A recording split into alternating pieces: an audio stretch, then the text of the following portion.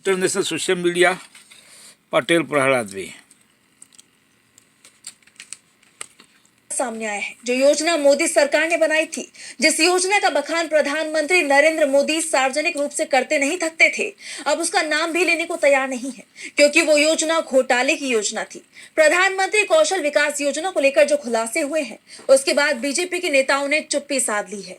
और सबसे बड़ी बात तो यह है कि आरोप विपक्ष ने नहीं लगाए हैं, बल्कि सीएजी ने इस बड़े घोटाले को पकड़ा है। कौशल विकास योजना में किस कौशल के साथ घोटाला किया गया, इस पर आज हम अपनी स्पेशल रिपोर्ट में करेंगे बात। नमस्कार, मैं आंचल। 19 दिसंबर को अचानक संसद की कार्रवाई को अनिश्चित काल के लिए स्थगित कर दिया गया। संसद शाम तक चलनी थी, लेकिन सुबह ही अचानक इसे स्थगित करने का फैसला ले लिया गया, जबकि विपक्षी सदस्य प्रदूषण पर चर्चा की तैयारी में जुटे हुए थे। सरकार की तरफ से ही कहा गया था कि लोकसभा में प्रदूषण पर बहस होगी। लोकसभा अध्यक्ष ने 4 घंटे भी तय कर दिए थे, लेकिन ये सब कुछ क्यों नहीं हुआ, उसका कारण अब सामने आ रहा है। क्योंकि 18 दिसंबर को संसद में भारत के नियंत्रक एवं महालेखा परीक्षक यानी सीएजी की एक रिपोर्ट पेश की गई थी। विपक्ष का पूरा ध्यान उस वक्त विकसित भारत जी बिल पर था। उस बीच ये रिपोर्ट सदन के पटल पर रख दी गई, और जब तक विपक्ष इस रिपोर्ट में हुए खुलासे पर कोई सवाल करता, शीतकालीन सत्र ही समाप्त कर दिया गया। सीएजी की ऑडिट रिपोर्ट में मोदी सरकार के बड़े घोटाले को उजागर किया गया है। प्रधानमंत्री मोदी जिस कौशल विकास योजना का ढिंढोरा 10 साल से पीट रहे थे, उसकी पोल खुल गई है। ऑडिट रिपोर्ट में कौशल विकास योजना में बड़े पैमाने पर हुए फर्जीवाड़े का खुलासा किया गया है। कैग रिपोर्ट के मुताबिक बैंक अकाउंट के कॉलम में एक का इस्तेमाल बहुत सी जगह हुआ है, यानी सीधे सीधे फर्जी बैंक खातों के सहारे करोड़ों का घोटाला हुआ है। इसके साथ ही योजना के जो लाभार्थी हैं, उनमें भी बड़े पैमाने पर धांधली सामने आई है। एक ही फोटो का इस्तेमाल बार बार किया गया है। कागजों में ऐसे प्रशिक्षण केंद्रों को चालू दिखाया गया जो वास्तव में बंद हो चुके हैं। कैग रिपोर्ट में खुलासा हुआ है कि प्रधानमंत्री कौशल विकास योजना के लिए 2015 से 2022 के बीच लगभग 14,450 करोड़ रुपए का बजट आवंटित किया गया था। इस योजना का लक्ष्य था 1,32,00,000 युवाओं को आत्मनिर्भर बनाना है। कैग ने जब 2015 से 2022 के बीच लागू PMKVY के 3 चरणों का ऑडिट किया, तो सबसे बड़ी गड़बड़ी स्किल इंडिया पोर्टल यानी SIP पर दर्ज बैंक विवरणों में मिली। रिपोर्ट में बताया गया है, प्रधानमंत्री कौशल विकास योजना 2.0 और 3.0 से संबंधित आंकड़ों की जांच की गई तो कुल 95,90,801 प्रतिभागियों में से 90,66,264 प्रतिभागियों के बैंक खाता विवरण के कॉलम में शून्य, नल, लागू नहीं या खाली स्थान था, जो कुल मामलों का 94.53% है। बचे हुए 5,24,000 खातों की जांच की गई तो कई खातों के नंबर की जगह 1111 या 1234 या ABCD या स्पेशल कैरेक्टर्स का इस्तेमाल किया गया है, जो पूरी तरह से फर्जी दिखाई देते हैं। इसके अलावा 12,122 यूनिक खाता नंबरों का इस्तेमाल 52,381 अलग अलग लाभार्थियों के लिए किया गया।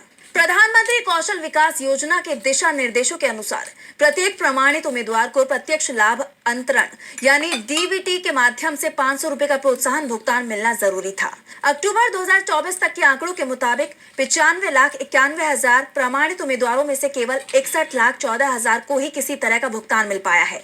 34 लाख से अधिक युवा आज भी अपने हक के पैसों का इंतजार कर रहे हैं, जबकि योजना के सभी चरण पूरे हो चुके हैं। बिहार जैसे राज्यों में ऐसे केंद्र पाए गए जो लंबे समय से बंद पड़े हुए थे, लेकिन पोर्टल पर दिखाया जा रहा था कि वहां उसी दिन ट्रेनिंग के बैच चल रही हैं। बांका जिले का रिपोर्ट में जिक्र किया गया है। कहा गया है कि जिस दिन निरीक्षण हुआ उस दिन वहां 2 बैचों का प्रशिक्षण निर्धारित था, जबकि केंद्र पर ताला लटका हुआ था।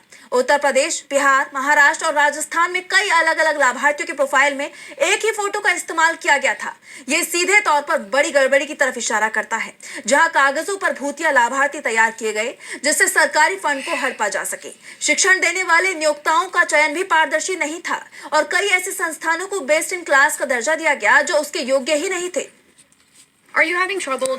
सीएजी ने इसके लिए गहराई तक जांच की है। ऑडिट प्रक्रिया के दौरान सीएजी ने लाभार्थियों की वास्तविक स्थिति जानने के लिए एक ऑनलाइन सर्वे की कोशिश भी की, लेकिन सीएजी का यह सर्वे फेल हो गया। अब फेल क्यों हुआ? तो इसका कारण था कि यहाँ भी बड़ा घोटाला हो गया था, क्योंकि सीएजी ने जो ईमेल्स भेजे उसमें से 36.51% तो डिलीवर ही नहीं हो सके, क्योंकि वो पते ही फर्जी या गलत थे। जिन गिने चुने लोगों तक ईमेल पहुंचा उनमें से मात्र 3.95% यानी 171 उम्मीदवार ने ही प्रतिक्रिया दी। चौंकाने वाली बात यह है कि इन 171 प्रतिक्रियाओं में से 131 तो खुद प्रशिक्षण केंद्रों या पार्टनर्स की ईमेल आईडी से आई थी। जिससे एक बात तो साफ हो गई है कि जो डेटा भरा गया था वो सिर्फ फाइलों को भरने के लिए था, ना कि जिन्हें योजना का लाभ दिया जाना है उनसे संपर्क करने के लिए। वैसे तो सीएजी की रिपोर्ट में साफ हो गया है कि योजना का लाभ तो नाम मात्र के लोगों को मिला ही नहीं है। सीएजी की रिपोर्ट में जो खुलासे हुए हैं उसके बाद ये सवाल उठ रहे हैं कि क्या 19 दिसंबर को अचानक संसद का शीतकालीन सत्र समाप्त करने का फैसला लोकसभा स्पीकर और राज्यसभा के सभापति ने किसी दबाव में लिया था। सीएजी ने रिपोर्ट तो पहले ही दी थी, लेकिन इसे संसद के पटल में 18 दिसंबर को रखा गया। क्या सरकार पहले से ही इसकी तैयारी कर चुकी थी कि इस रिपोर्ट पर चर्चा नहीं करानी है? रिपोर्ट ऐसे समय पर रखी गई जब विपक्ष मनरेगा के मुद्दे को जोर शोर से उठा रहा था और रिपोर्ट सदन के पटल पर रखने के बाद संसद में और कोई दूसरा काम नहीं हुआ। अगर सरकार इस रिपोर्ट को शीतकालीन सत्र के पहले या दूसरे सप्ताह सदन में लाती तो साफ है कि विपक्ष के दबाव में उसे इस पर चर्चा करानी पड़ती और फिर कई बड़े खुलासे होते, बड़े घोटाले सामने आते, घोटाले के तार किससे जुड़ते ये भी सामने आ जाता। ऐसे में सवाल उठ रहे हैं कि सरकार किसको बचाने की कोशिश कर रही है, क्योंकि हजारों करोड़ का ये घोटाला है। साफ है तार कहीं ना कहीं सरकार से ही जुड़ेंगे। ऐसे में पूरी मोदी सरकार मुश्किल में घिरती दिखाई दे रही है।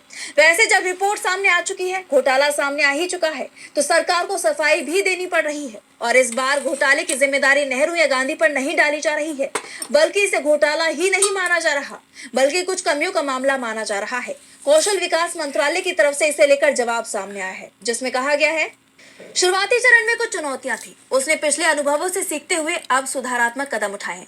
अब स्किल इंडिया डिजिटल हब के जरिए से आधार प्रमाणित ई-केवाईसी, फेस ऑथेंटिकेशन और जियो टैग्ड उपस्थिति को जरूरी कर दिया गया है। अब क्यूआर कोडेड डिजिटल प्रमाण पत्र और सख्त सत्यापन आधारित भुगतान प्रणाली लागू की गई है।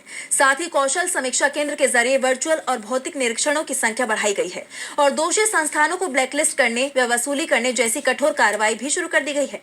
यानी जो मुद्दा था उस पर सरकार जवाब नहीं दे रही है। हजारों करोड़ के घोटाले को घोटाला ही नहीं माना जा रहा है। ये कहा जा रहा है कि पहले कुछ कमियां थी, उसे दूर किया गया है, लेकिन सवाल वही है कि क्या सरकार सीएजी रिपोर्ट पर चर्चा कराने से बच रही थी? अगर सरकार चर्चा कराने को तैयार थी तो फिर ये रिपोर्ट पहले पेश क्यों नहीं की गई? शीतकालीन सत्र बेहद छोटा था, इस पर तो पहले से ही सवाल उठ रहे थे, लेकिन अब सीएजी रिपोर्ट ने सरकार की मंशा को ही सामने रख दिया है। जिस तरह से एक योजना में 95% लोग फर्जी बताए गए हैं और ये खुलासा विपक्ष की तरफ से नहीं, सीएजी की तरफ से किया जा रहा है, जो संवैधानिक संस्था है। दूसरी तरफ संवैधानिक संस्थाओं की तरफ अभी तक सीएजी की निष्पक्षता पर सवाल नहीं उठे हैं। उसने अपनी रिपोर्ट में पूरे सबूत सामने रखे हैं। अब सवाल ये भी उठ रहे हैं कि क्या इस घोटाले की जांच ईडी करेगी? अगर मामला राज्य सरकार से जुड़ा होता, सवाल ये भी उठ रहे हैं कि क्या इस रिपोर्ट के आने के बाद क्या कौशल विकास योजना के घोटाले की जांच के लिए पीएसी या जेपीसी का गठन होगा? क्या सरकार इसके लिए तैयार होगी? इस सत्र में भले ही मोदी सरकार कैग रिपोर्ट पेश करने के बाद भी बच निकली हो, लेकिन संसद का बजट सत्र अगले महीने यानी जनवरी 2026 में शुरू होगा और ये तय है कि प्रधानमंत्री कौशल विकास योजना में हुए घोटाले का मुद्दा बजट सत्र में जरूर उठेगा।